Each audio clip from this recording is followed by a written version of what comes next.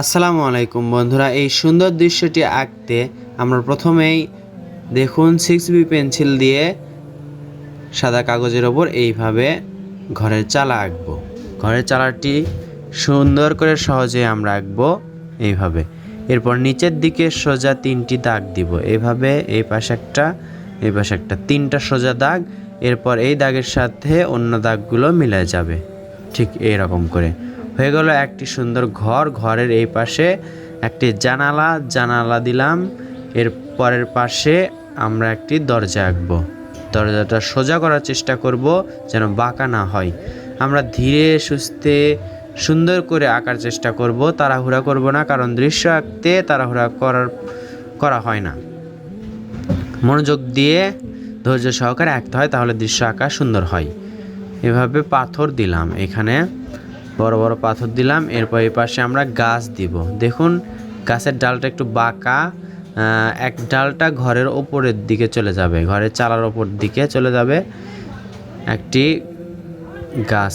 দেখুন গাছের পাতাগুলো আমি সহজে এভাবে দিচ্ছি। এভাবে দিলে কষ্ট করতে হবে না। সুন্দর করে ঘরের ওপরে একটি গাছ দিলাম, ডালগুলো সুন্দর এইভাবে দেখতে সুন্দর লাগছে। এখন আমরা কি করব, দেখুন দূরের যেই চোখ দিয়ে যেটা দেখা যায় সেটা আঁকবো আমরা। সোজা একটি দাগ দিব, দাগ দেওয়ার পর এখানে দেখুন এখানে একটা গাছ আঁকবো। গাছটা আঁকতে ত্রিভুজের ন্যায় নিচের দিকে এভাবে করব। দেখুন দাগটা যদি দিয়ে নিতে পারি তাহলে আমাদের এই গাছটা আঁকতে অনেক সুবিধা হবে। দেখুন কত সহজে আমরা এই গাছটি আঁকছি এভাবে উপর দিকে। এরপর মাঝে আমরা 2টা সোজা দাগ দিব। এভাবে গাছ হয়ে গেল। নিচের দিকে একটু ঢেউ দিয়ে দিলাম। এরপর ছোট ছোট গাছ বা ঘাস। এখন আমরা কি করব, এই দাগটা মেলায় দিব। মেলায় দেওয়ার পর দূরের যে দৃশ্যটি দেখা যায়, চোখ দিয়ে যে দূরের গাছপালা দেখা যায়, সেটা দেখতে ঠিক এরকম হবে। এটা হলো। এরপর আমরা রাস্তা আঁকবো গ্রামের মাঝে। ঘরের পাশ দিয়ে দূরে একটা রাস্তা চলে গেছে আঁকা বাঁকা, এই রাস্তাটা আমরা আঁকবো। প্রথমে একটা দাগ দিব, এরপর এই পাশে ঠিক একই রকম করে দেখুন আমরা দাগ আঁকছি। হয়ে গেল মেঠো পথ বা রাস্তা। এখানে আমরা ঘাস বা গাছের মতো এভাবে দিতে পারি। এরপর উপরে ফাঁকা দেখা যায়, এখানে আমরা একটি সূর্য দিতে পারি। সূর্যটা এভাবে করব। করার পর নিচের দিকে দেখুন, নিচের দিক থেকে শুরু করলাম। এভাবে রশ্মিগুলো সোজা করে দিব, তাহলে মনে হবে সূর্যের আলোক রশ্মি বা রোদ এভাবে সরে গেছে। এভাবে সোজা করতে হবে আমাদের, বাঁকা হলে চলবে না, অবশ্যই আস্তে আস্তে সোজা করার চেষ্টা করতে হবে। হলো। এরপর আমরা কি করব, এইখানে এখন আমরা শেড দিব, গাঢ় করে দিব। নিচের দিকে দেখুন গাঢ়। বন্ধুরা আগেই বলে রাখছি এবং বলেছি আমি যে এটা আমি 6B পেন্সিল ব্যবহার করছি, পেট্রাফনিক 6B পেন্সিল।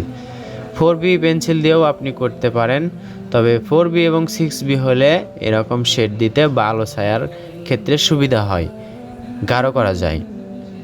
এক পাশে গাঢ় দিলাম গাছের, এক পাশে হালকা রাখলাম। এভাবে করব। কোনো জায়গায় হালকা করে ধরবো, যে এখানে হালকা হয় সেখানে হালকা করে ধরবো পেন্সিল, তাহলে আমরা এক পেন্সিল দিয়েই সব কাজ করতে পারবো। দেখতে পাচ্ছেন উপর দিকে একটু হালকা রাখছি, নিচের দিকে গাঢ় রাখছি, একটা পেন্সিলেই। নিচের দিকে গাঢ়, উপর দিকে হালকা, পাথরেও। এরপর এই দরজার মাঝের পুরো অংশটাই আমরা কালো করে দিব, তাহলে বোঝা যাচ্ছে দরজাটা খোলা। এরপর জানালার এক পাশে কালো, এই পাশেও কালো করে দিলাম, মাঝে শুধু সাদা রাখলাম। এরপর উপরে চালাতে দেখুন পেন্সিল দিয়ে এভাবে ধরে একটু ক্রস করে ধরে সুন্দর করে আমরা উপর দিকে তুলে দিব। এরপর গাছের এই পাশেও দেখুন নিচের দিকে আমরা এভাবে নিয়ে আসব উপরটা থেকে। ঠিক যেভাবে করছি আমরা, বুঝতে পারছেন, এভাবেই করব আমরা। এরপর উপর দিকে হালকা দিলাম। আমরা পেন্সিল দিয়ে এই মেঠো পথ বা রাস্তার পাশ দিয়ে এভাবে কালো করে দিব, তাহলে দেখতে সুন্দর লাগবে। এভাবে দেখতে পাচ্ছেন, একটু দ্রুত দেখানো হচ্ছে আপনাদেরকে, আপনারা বোঝার চেষ্টা করবেন কিভাবে আমি আঁকছি। বা পেন্সিল দিয়ে শেড দিচ্ছি। এই তো হয়ে গেল সুন্দর একটি দৃশ্য। নিচে আমরা এভাবে গাঢ় করে দিতে পারি, এইভাবে যেইটাতে দিচ্ছি শুধু সেইটাতে, অন্যটাতে নয়। দেখুন একটা ছেড়ে ছেড়ে করছি আমি। হলো সুন্দর একটি মেঠো পথ। আপনি এইভাবে মাঝে একটি নদীর দৃশ্য আঁকতে পারবেন, এটাকে নদীও হিসেবেও ব্যবহার করতে পারবেন। তো বন্ধুরা দেখতেই পাচ্ছেন সহজে একটি সুন্দর দৃশ্য আমরা আঁকলাম 6B পেন্সিল দিয়ে, একটি মাত্র পেন্সিল দিয়ে আমরা আঁকলাম।